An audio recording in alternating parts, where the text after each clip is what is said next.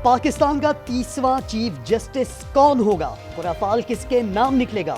Justice Mansoor Ali Shah, justice Munib Akhtar और justice Yahya Afridi दौड़ में शामिल। कमेटी का इजलास 3 घंटे के वक्फे के बाद भी ताखीर का शिकार।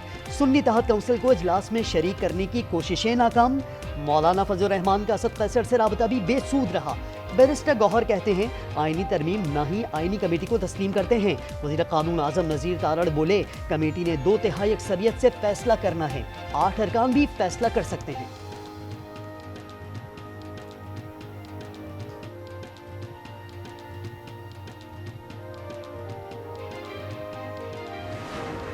जो हमारे यहाँ पे यरगमाल मेंबर्स थे, उनके जो 5 पाकिस्तान तहरीक इंसाफ के लोग थे जो वहां पे बिठाए थे, और बिल्कुल विजिटर्स गैलरी के नीचे बिठाए, अपना प्रेस गैलरी के नीचे बिठाया था, कोई वहां पे उनको देखे ना, को वोटिंग कराई थी।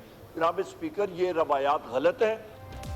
तहरीक इंसाफ ने अपने कुछ अराकीन को असेंबली में जबरदस्ती लाने का दावा कर दिया। उमर अयूब का 5 मगवी मेंबरान को जबरदस्ती अलग बिठाने का इल्जाम। कौमी असेंबली मुलाजमीन की वर्दी में दूसरे लोग थे, बताया जाए ये कौन थे? अता तार ने कहा कि जमीर की आवाज पर कोई आया है तो मसला क्या है? उन्होंने अपने लोगों को अंधेरे में रखा, एक शिक पर सौदेबाजी की।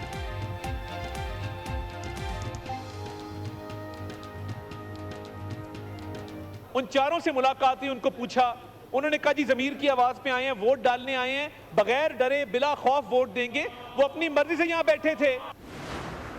तो पार्टी ने यह फैसला किया कि वो अरकान, चाहे वो किसी मजबूरी के तहत, ज्यादती के तहत, जबर के तहत, उन्होंने इस एक गैर आईनी, एक स्याह तरीन आईनी तरामीम में वोट दिया है, वो अपना सेनेट से इस्तीफा पार्टी को पहुंचा दे।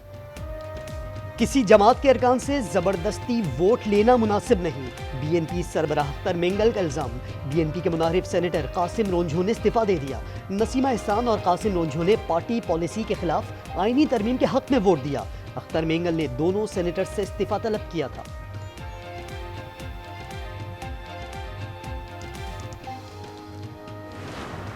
1 दफा हमारा जो एक फाइनल एक और एहतजाज का हम प्लान बनाएंगे, उसको इंशाल्लाह पूरे पाकिस्तान में हम करेंगे और पूरे पाकिस्तान में हर जगह से लोग निकलेंगे और ये मुकम्मल एहतजाज होगा, लेकिन पूरे पाकिस्तान में होगा। हम पूरे पाकिस्तान को ब्लॉक करेंगे और आगे बढ़ेंगे इस्लामाबाद की तरफ।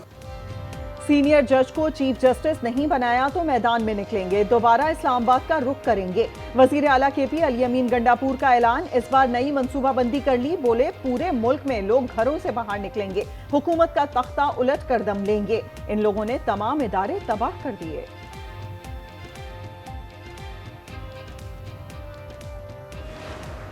जो 26वीं हमारी आईनी तरमीम जो पार्लियामेंट ने मंजूर की है, पाकिस्तान की जो माशी इस्तेहकाम और सियासी इस्तेहकाम के लिए संग मील की हैसियत रखती है। आम आदमी को इस हवाले से यकीनन आसानी हासिल होगी।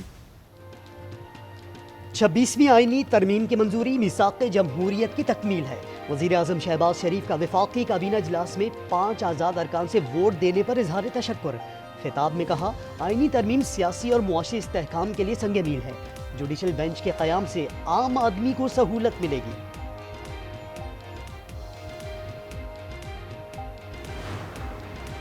मखसूस नशिस्तों का केस, चीफ जस्टिस काजी फाइज ईसा और जस्टिस जमाल मंदोखेल का तफसीली इख्तलाफी नोट। लिखा, फैसले में आइन खिलाफ वर्जियों और कोताहियों की निशानदेही मेरा फर्ज है। उम्मीद है अक्सरियती जजेस अपनी गलतियों की तस्हीह करेंगे। जजेस यकीनी बनाएंगे मुल्क का निजाम आइन के तहत चले।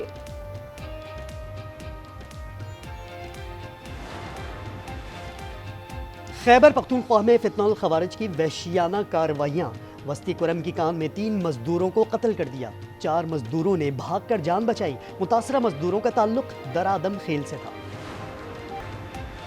मुल्तान में आतिशबाजी के सामान में धमाके की जगह से मलबा हटाने का काम जारी। मजीद 3 लाशें निकाल ली गईं। हादसे में जाँ भाग अफराद की तादाद 7 हो गई। मोहल्ला आगापुरा में गुज़िश्ता दिनों घर में आतिशबाजी के सामान में धमाकों से 3 मंजिला मकान जमी बोस हो गया था। वाक़े में मुलविस 3 मुल्ज़िमान गिरफ्तार। मरकजी मुल्ज़िम शहबाज मफरूर।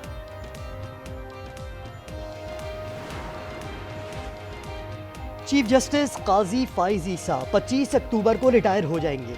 आज चैम्बर वर्क पर चले गए, मुख्तलिफ केसेस के फैसले लिखेंगे। जस्टिस मंसूर अली शाह का बेंच कमरा अदालत नंबर 1 में मुंतकिल। दौरान समाअत साइल ने कहा, दुआ है आप बेंच नंबर 1 में ही रहें। जस्टिस मंसूर ने कहा, जो अल्लाह चाहेगा वही होगा। जुल्फिकार अली भुट्टो ने जो आइन दिया, आमिरों ने उसका हुलिया बिगाड़ दिया। वजीर आला सिंध मुराद अली शाह कहते हैं, शहीद बीबी ने अदलिया में इस्लाहात का वादा किया था। आईनी तरमीम की मंजूरी पर सबको मुबारकबाद।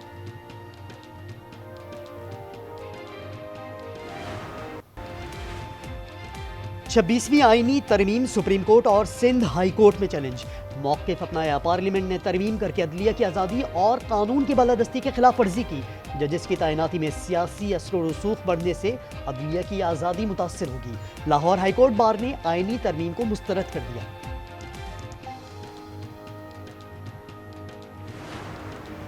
पाकिस्तान स्टॉक एक्सचेंज में मजबूत रुझान, 100 इंडेक्स 86,800 पर पहुंच गया। कारोबार के इख्तिताम पर 409 पॉइंट्स इजाफे से 86,466 पॉइंट्स पर बंद। स्टेट बैंक का कहना है कि मुल्क में गैर मुल्की सरमायाकारी में इजाफा हुआ है। रवां माली साल की पहली तिमाही में 48% जायद सरमाया आया।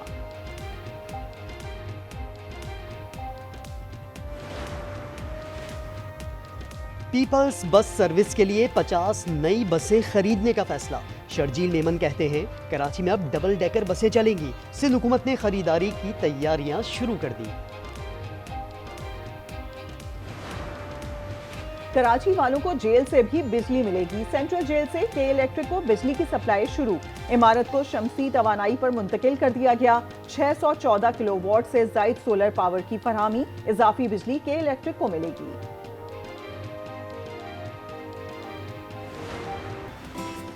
लाहौर में लोहारी गेट मुगलिया दौर की निशानी है। गेट की बहाली के लिए वर्ल्ड सिटी अथॉरिटी ने 2 करोड़ सर्व किए। इस दरवाजे की तारीखी अहमियत पर बुलेटिन में शामिल है खुसूसी रिपोर्ट।